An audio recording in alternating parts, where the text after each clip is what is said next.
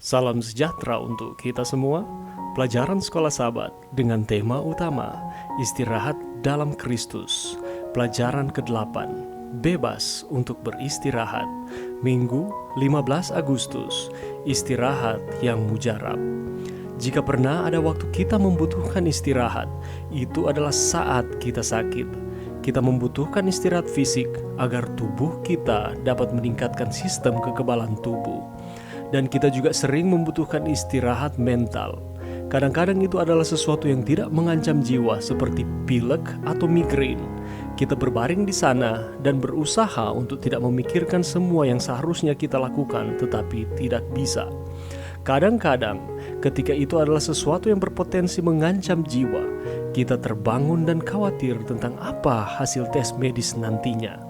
Dan seringkali kita mulai bertanya-tanya, mengapa? Apakah gaya hidup yang tidak sehat itu akhirnya membuat kita sakit? Apakah itu obat yang kita minum 20 tahun yang lalu? Apakah itu beban ekstra yang kita pikul selama beberapa tahun terakhir?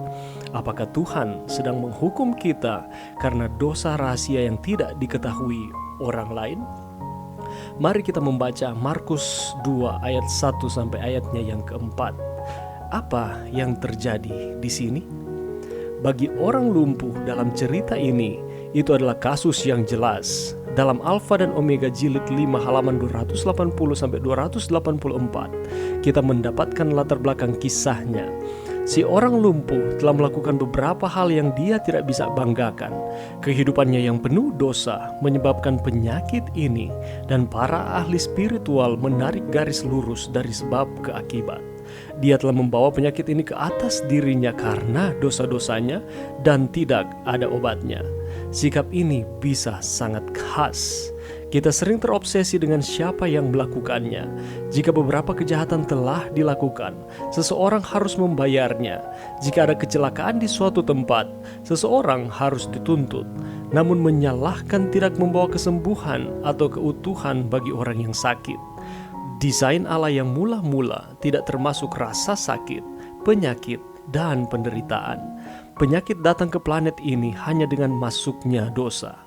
Itulah sebabnya Tuhan memberi kita pedoman kesehatan, sehingga kita dapat menikmati kualitas hidup yang lebih baik sekarang.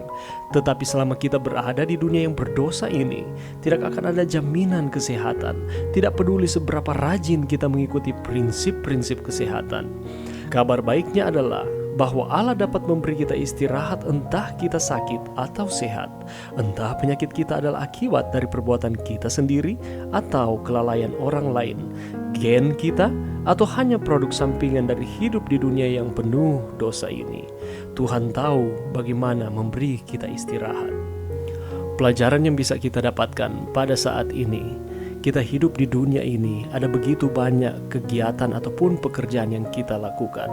Seringkali oleh karena menumpuknya pekerjaan yang sedang kita lakukan, sehingga kita melalaikan untuk menerapkan pola hidup sehat. Dan pada akhirnya kita menjadi sakit. Setelah kita sakit, barulah kita merasakan begitu pentingnya istirahat. Kita akan menggunakan segala cara beristirahat dengan lebih baik lagi supaya kita memperoleh kesembuhan. Bukan hanya sakit fisik saja, tetapi juga sakit mental. Ketika kita mengalami kepenatan di dalam pekerjaan, seringkali itu mempengaruhi akan cara berpikir kita, sehingga mungkin kita akan mengalami frustrasi, stres, maupun depresi. Pada awalnya Allah menciptakan dunia ini dengan sungguh amat baik, tidak termasuk rasa sakit, penyakit, dan penderitaan. Tetapi oleh karena masuknya dosa, sehingga rasa sakit, penderitaan, maupun kematian itu ada di dunia ini. Itulah sebabnya Tuhan memberikan pedoman kesehatan kepada kita, supaya kita dapat menikmati kualitas hidup yang lebih baik di tengah-tengah kehidupan yang penuh dengan dosa. Ada waktunya kita bekerja, tetapi ada waktunya untuk kita beristirahat di dalam setiap pekerjaan kita. Mari kita lebih menghargai kesehatan yang Tuhan berikan di dalam kehidupan kita, dengan kita berusaha merawat akan tubuh kita supaya kita tetap sehat dan terus diberkati Tuhan, sehingga setiap kegiatan-kegiatan ataupun setiap pekerjaan yang kita akan lakukan dengan penuh semangat oleh karena kesehatan yang Tuhan berikan, dan kita memanfaatkan istirahat yang diberikan Tuhan di dalam kehidupan kita setiap hari. Mari berdoa. Terima kasih Tuhan atas firman-Mu pada saat ini. Bantu kami Tuhan untuk kami dapat menghargai setiap waktu yang ada. Kami dapat bekerja, tetapi kami juga dapat beristirahat, supaya kami dapat menjaga akan tubuh kami ini untuk tetap sehat, kuat di dalam Tuhan, dan kami dapat lebih maksimal lagi di dalam pekerjaan yang Tuhan percayakan bagi masing-masing kami. Ini doa kami di dalam nama Yesus. Amin.